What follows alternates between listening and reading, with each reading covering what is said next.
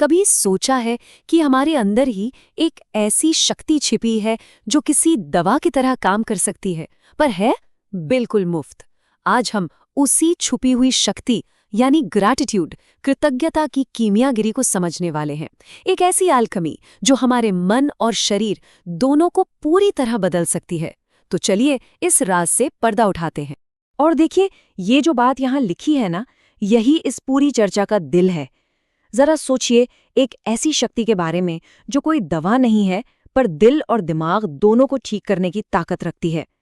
असल में कृतज्ञता सिर्फ एक एहसास नहीं है, ये एक नजरिया है, एक लेंस है जिससे हमारी पूरी दुनिया बदल सकती है। लेकिन क्या ये सब सिर्फ कहने की बातें हैं, मन का वहम है, या इसके पीछे कोई ठोस साइंस भी है?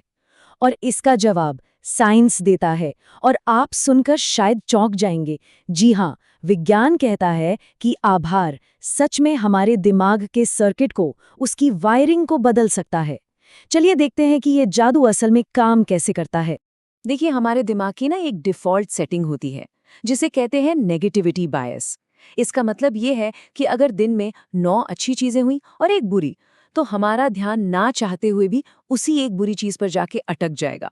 ये हजारों साल पुराना एक सर्वाइवल मैकेनिज्म है। लेकिन कृतज्ञता इस डिफ़ॉल्ट सेटिंग को हैक कर लेती है। ये हमारे दिमाग को जबरदस्ती उन 9 अच्छी चीजों को देखने के लिए ट्रेन करती है, और इस तरह ये उस नेगेटिव पैटर्न को तोड़ देती है। और जैसे ही हम आभार महसूस करते हैं, हमारे दिमाग में मानो एक खुशी का केमिकल कॉकटेल तैयार हो जाता है। डोपामाइन यानी हमारा रिवॉर्ड हार्मोन वो बढ़ जाता है। सेरोटोनिन जो हमारा मूड स्टेबलाइजर है वो भी ऊपर चला जाता है। और सबसे बड़ी बात, कोर्टिसोल यानी हमारा स्ट्रेस हार्मोन वो धड़ाम से नीचे गिर जाता है। तो ये सिर्फ एक अच्छा एहसास नहीं है, ये हमारे दिमाग के अंदर हो रही एक असली केमिस्ट्री है। दिमाग की केमिस्ट्री तो बस शुरुआत है। अब देखते हैं कि यही शक्ति हमारे शरीर की सेना यानी हमारी इम्यूनिटी को कैसे मजबूत बनाती है। और इन दोनों के बीच का जो कनेक्शन है ना, वो कमाल का है।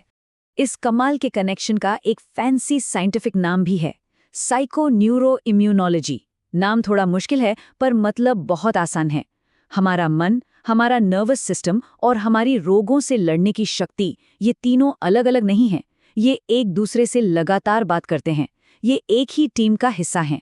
इसको ऐसे समझिए, जब गुस्सा, डर या तनाव होता है तो हमारा शरीर स्ट्रेस हार्मोन कोर्टिसोल से भर जाता है।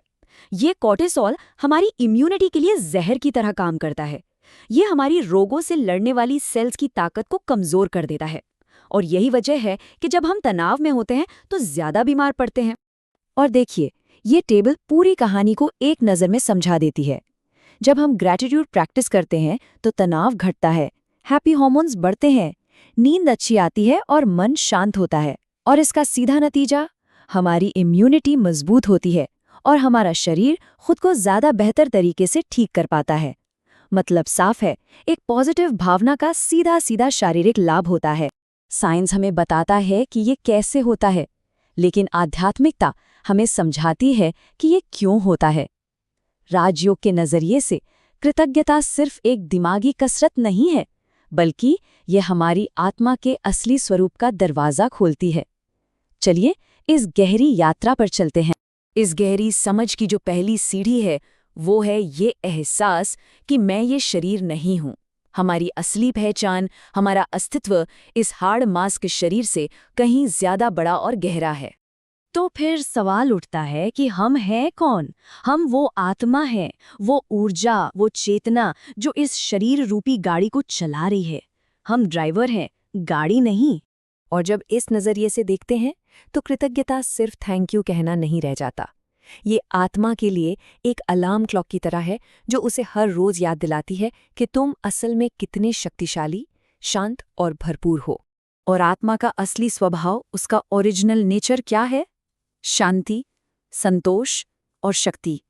ये गुण हमें कहीं बाहर से नहीं लाने हैं, ये हमारे अंदर पहले से ही मौजूद हैं। कृतज्ञता बस वो चाबी है जो इस अंदरूनी खजाने का ताला खोलती है।